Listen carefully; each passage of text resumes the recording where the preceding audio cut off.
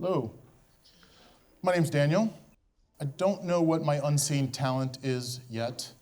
I was going to say public speaking, but I thought maybe I'd hold off on that until after, and y'all can let me know if I should write that on the board outside or not. I do work for StoryCorps. Sometimes I call StoryCorps the Adele of oral history. If you want a good cry, tune in. And my background is mostly in community work, community outreach work, different kinds of organizing. And I am also a historian by training now and by inclination. I have a master's from Georgia State, go Panthers, with a focus on race, gender, and social movement. So what brought me to history was my organizing. I thought maybe if I could figure out how we got into this mess, I could get some insight on how to clean it up.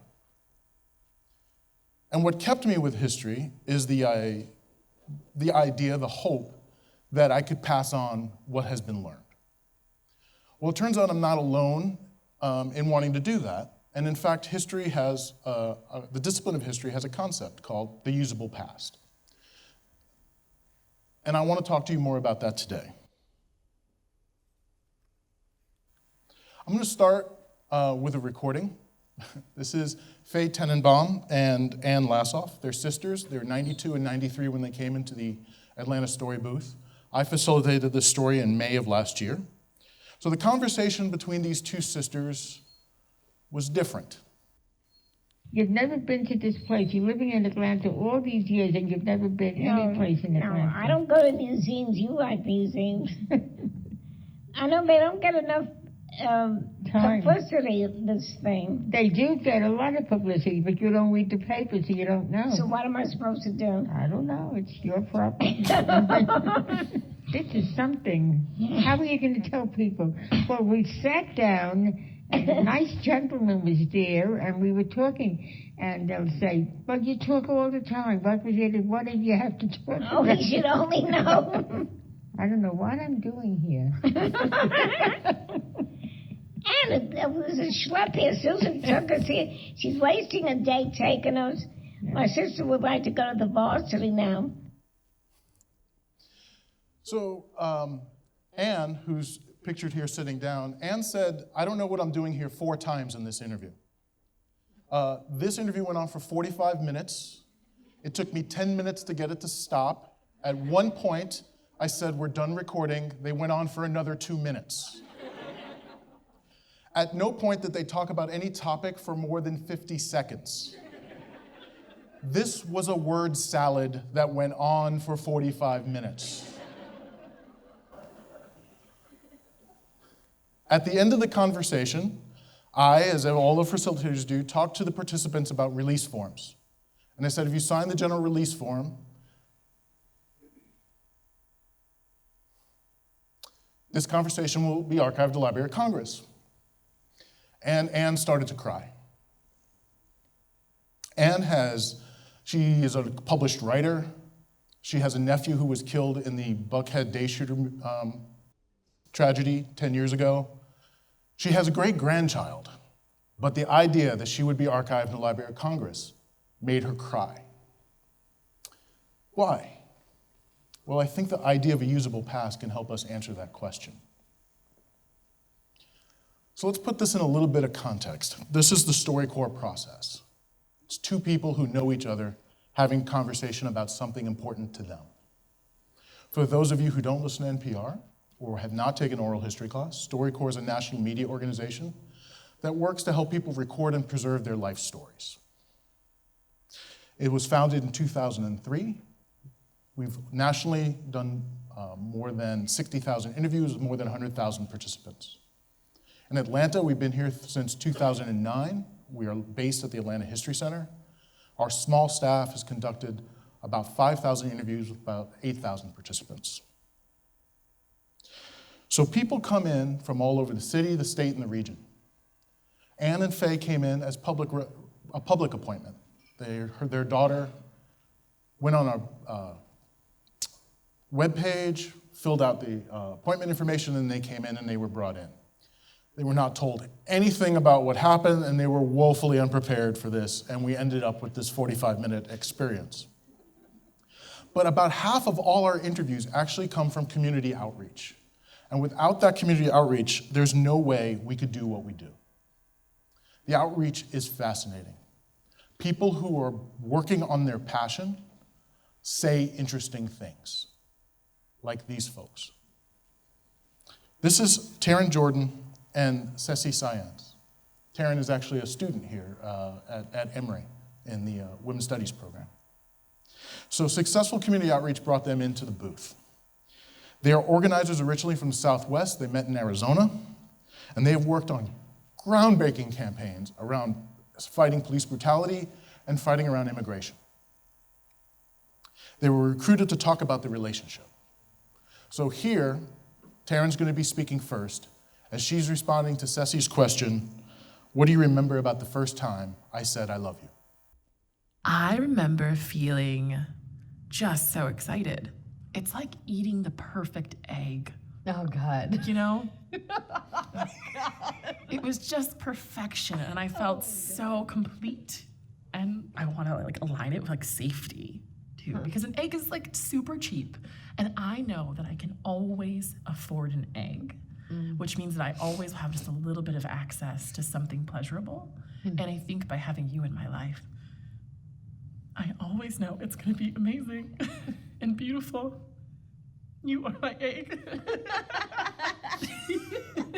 So maybe this is completely self-interested, but tell me when you first realized you loved me. I think I realized that when I became really worried about when you came out to your parents. We were in Phoenix together, and you were really sick. And I didn't know at the time, I now know that you get extremely sick when you're extremely stressed out. And I was trying to get you all the things that would, make you feel better. And you were still insistent upon going to go see your parents and make the 6-hour drive. I tried to tell you no, you shouldn't go, but you were, of course, hard set on it and had made up your mind that you were gonna go. And I was really worried about you, and I don't think you checked in with me. So that was a part of it. Another part of it was when you told me when you came out to your parents and how painful that was, and that you went and you were sitting in the parking lot of Walmart and you called me and you were just crying. And I just want to make it feel better.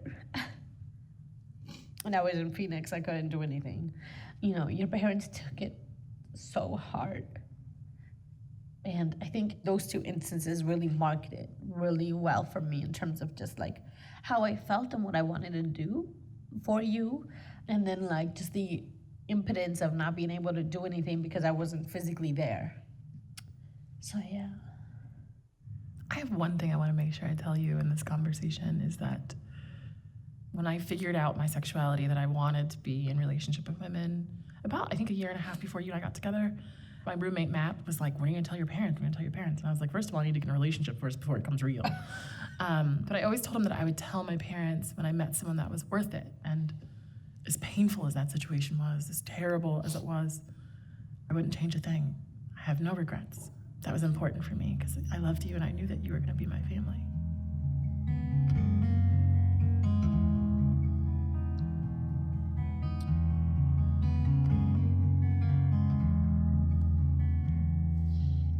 So this was originally aired on WMFE back in 2014. And Taryn and Ceci are friends of mine, so I had conversations with them about this interview. And Ceci told me that she and Taryn took this interview very seriously. And in her words, she said, "We are queer women of color. We have as much right to be a part of history as anybody else." So clearly, Ceci is thinking about this conversation, about this experience in historical terms. But notice she doesn't say, we have a right to be in the archive. She's going beyond that. She has a right to be a part of history. Taryn and Ceci's personal relationship was and is being built through their struggle, through their collective struggle. And they both know that people can learn from that experience. They don't just want to access a usable past. They want to be a usable past. So let's talk about more what that means. This is Van Wyck Brooks. He was a cultural critic, very productive cultural critic, has quite a bit of writing. In the early 20th century, around 1916, he created the term usable past. Now, he was part of the progressive movement at the time.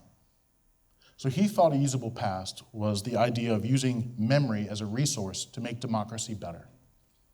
That is, the past was like coal or oil. You could dig it up and use it and burn it to power today's machinery, to make things better. That is having a usable past. What I'm talking about is being a usable past. And that's different. That is a different approach. Being a usable past is a dynamic process. And it's centered on an idea, on a person's idea of themselves. So, being a usable past is listening to people's story, to listening to them struggle about putting that story in context, political context, cultural, social, historical context. It's about them wondering, are their failures really defeats? Are their wins really victories? It's about them hoping, praying, wondering about what they can or cannot be.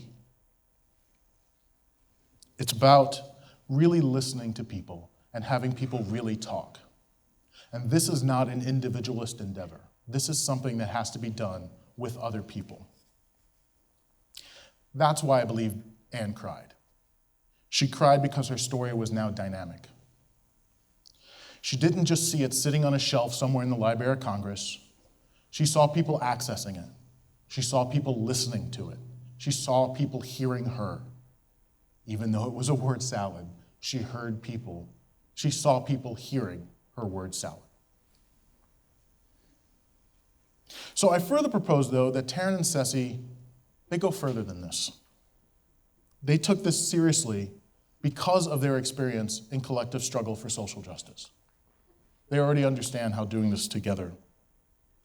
They already understand the non-individualist nature, the collective nature of being a usable past.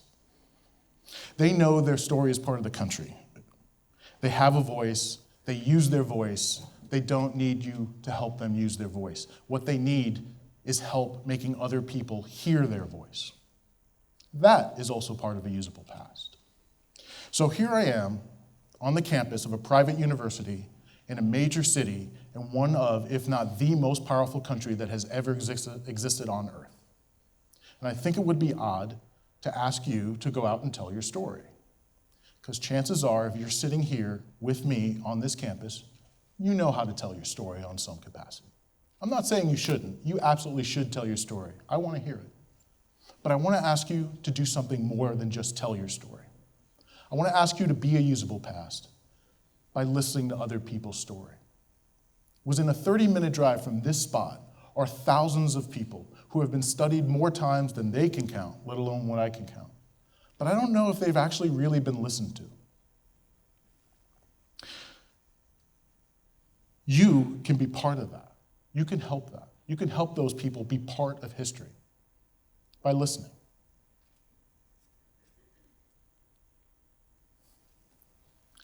So here I answer some of those questions. Of course, tell your story. Of course. But the struggle isn't just about you telling your story. The struggle is about making sure other people tell theirs as well. In order to make this project that we are calling democracy work, we're going to need a lot more resources. And the people who are not being heard, they can give us some ideas. And we should listen to them.